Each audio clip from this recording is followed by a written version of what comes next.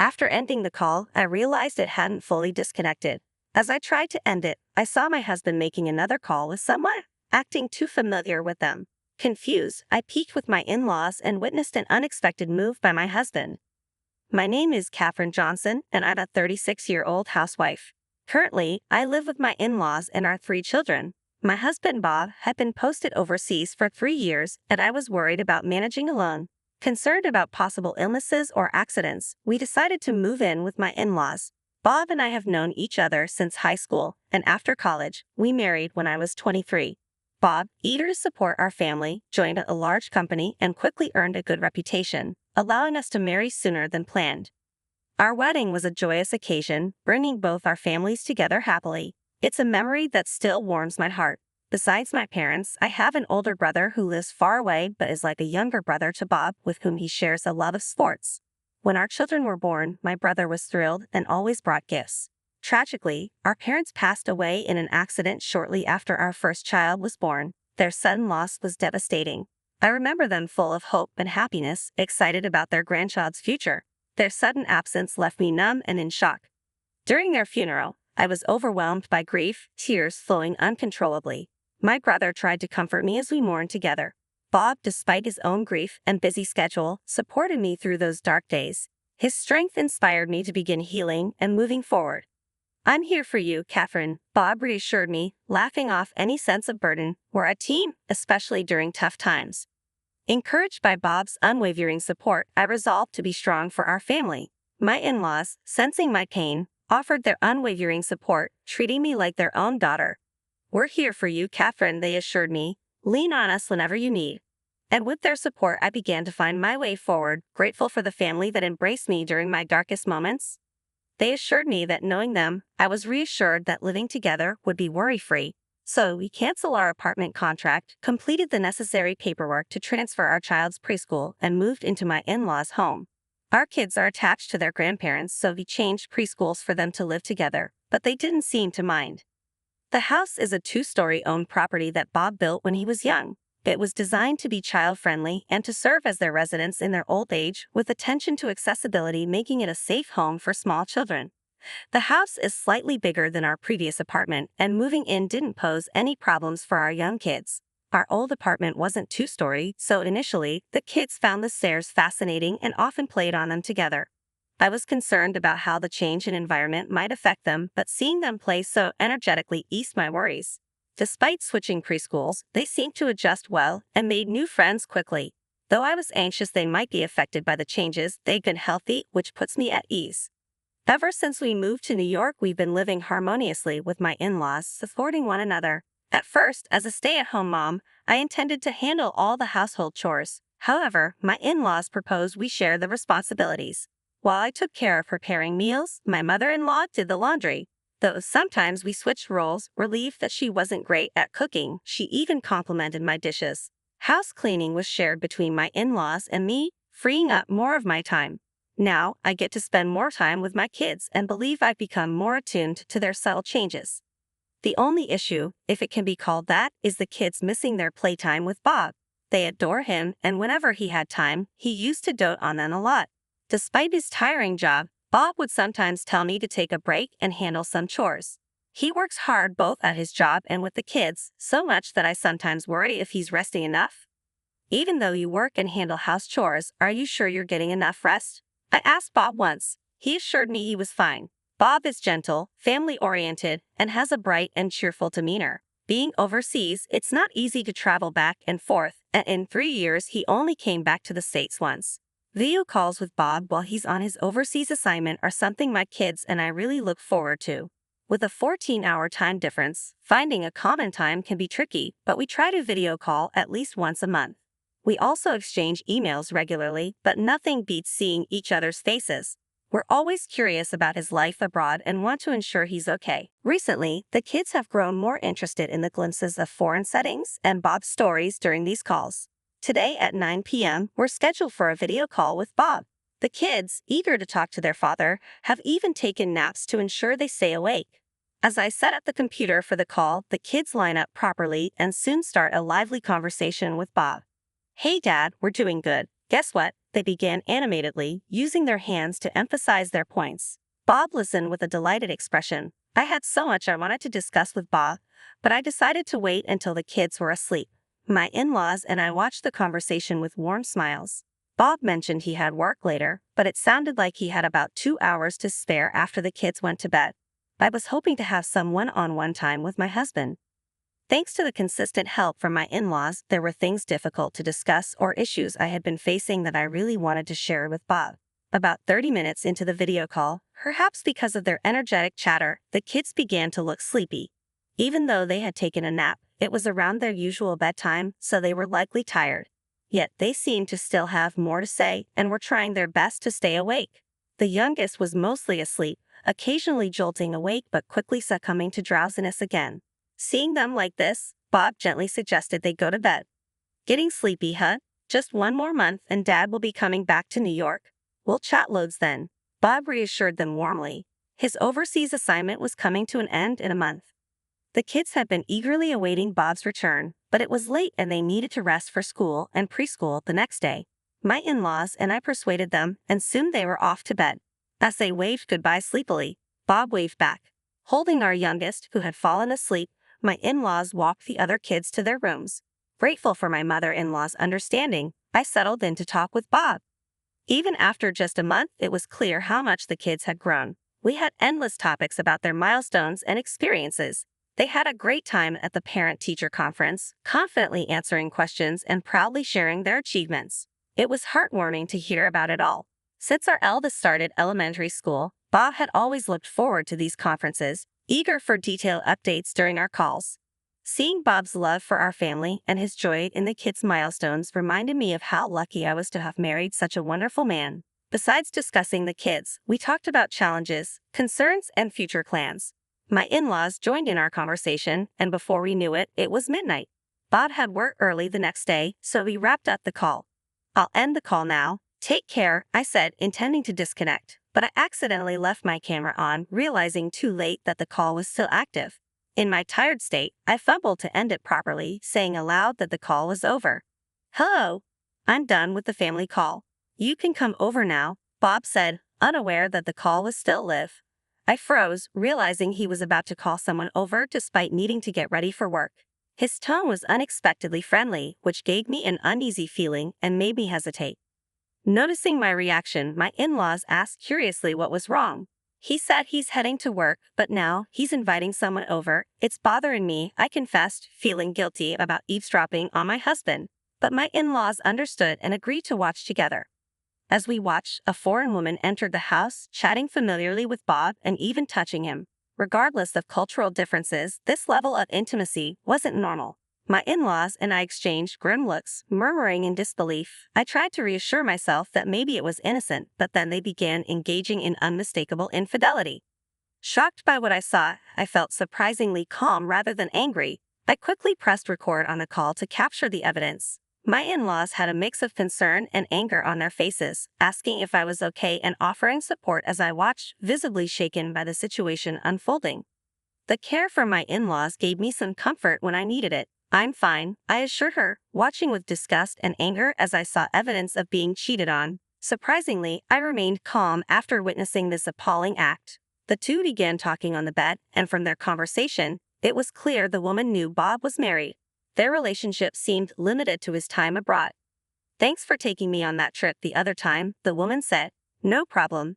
Thanks to your guidance, I had a great time. It turned out Bob had recently taken this woman on a trip to a place our kids had wanted to visit. We had discussed going there as a family someday. Since they didn't know anyone abroad, it seemed they enjoyed their trip freely. But you covered the expenses, right? The woman asked anxiously about money, worried her affair might be discovered. Shockingly, Bob had told me he earned less than he actually did, secretly spending the extra on leisure. His company apparently had 2 payroll systems. With this shocking revelation, Bob's past actions started to seem suspicious. My trust in him shattered audibly. By the time I finished observing Bob's behavior, it was past 2 a.m. We were all speechless at the truth.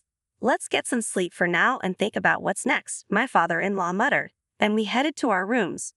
I lay awake in bed, unable to sleep. Bob had always been caring, proactive, and kind. We'd known each other since high school, and I thought I knew him well. I never imagined the Bob I knew could be a lie. Seeing the scene on that video call shattered my belief in him.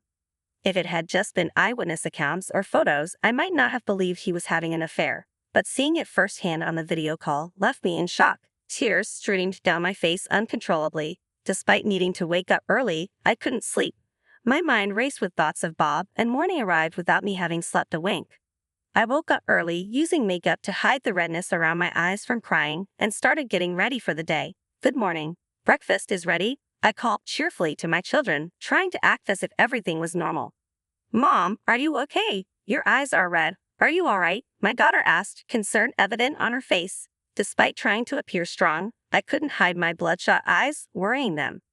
It's okay, honey. I just stayed up late last night, so I might be a bit tired. I reassured her with a smile, but they could tell something was wrong.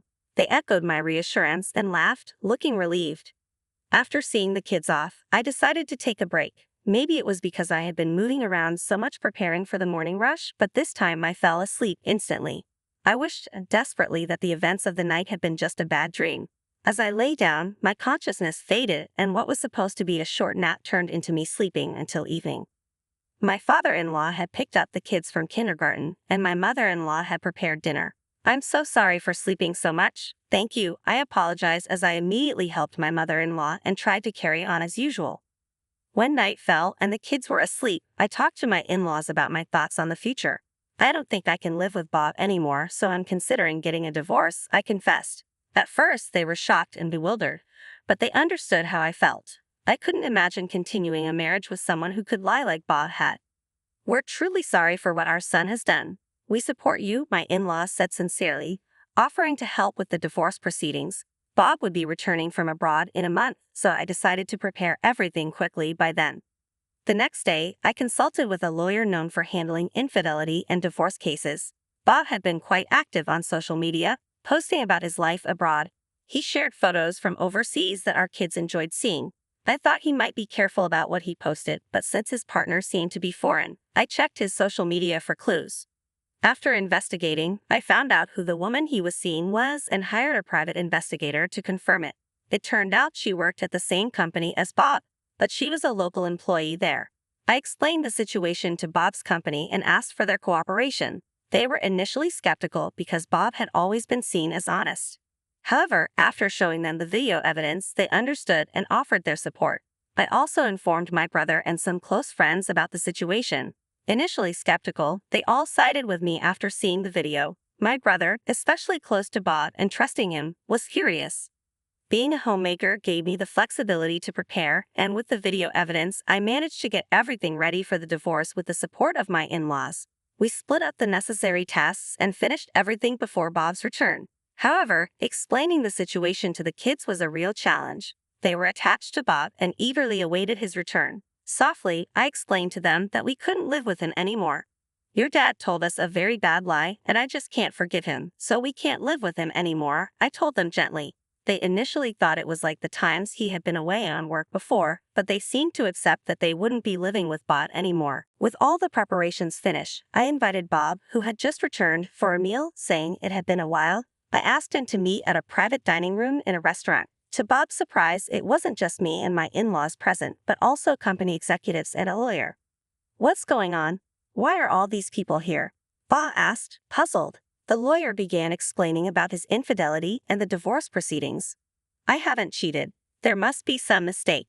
Bob denied vehemently. Even when confronted with photos of the other woman, he insisted they were just colleagues and she was helping him adjust to life abroad. Desperately trying to explain himself, Bob acted like a victim. Seeing him lie so effortlessly sent a chill down my spine. You still say the same after seeing this? My father-in-law, struggling to control his anger, showed Bob the video evidence. Bob became visibly agitated and started to panic.